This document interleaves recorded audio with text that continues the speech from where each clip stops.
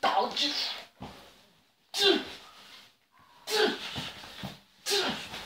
Eu ia assistir esse tal de filme Capitão América Guerra Civil. Tava lendo os comentários, olhando os trailers, procurando os vídeos no YouTube. Todos falando bem desse filme. Cadê a expectativa que eu tava pra assistir esse filme, pensando que ia ser um filme extraordinário? Cheguei lá, mas que filme mais barato. Eu pensando que ia ser igual aquele filme, o filme dos Vingadores. O primeiro filme dos Vingadores. Pensando que ia ter aquela emoção. A primeira vez que eu vi eles se encontrando. Pensei, pô, vai ser muito louco. E eu sou fã do Homem de Ferro.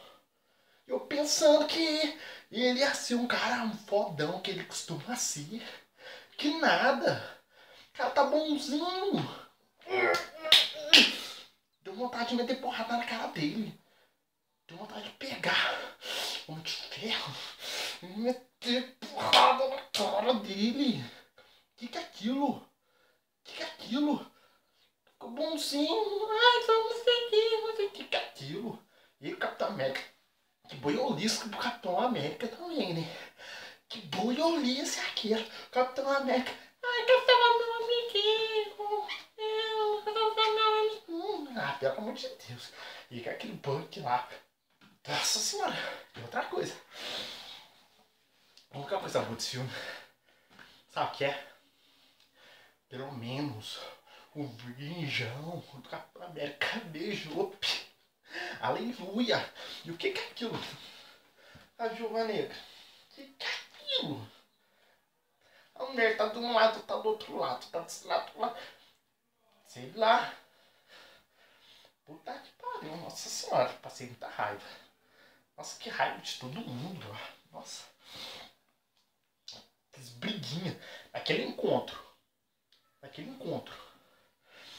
Tinha Homem de Ferro. Tinha Capitão América. Você pensa que agora o pau vai comer. O bicho vai pegar. Não tem nada. Não tem nada. Não tem emoção nenhuma. Eu fiquei pensando. Eu fiquei esperando esse tempão pra me assistir aquilo. Só isso. Só isso. Aquele vilãozinho também. Aquele vilão, pelo amor. Nossa.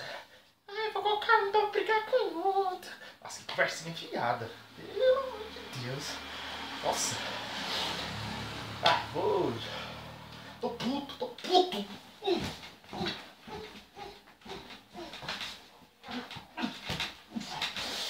Puta, você espera um tempão pra assistir o filme esperando a continuidade pra aquilo.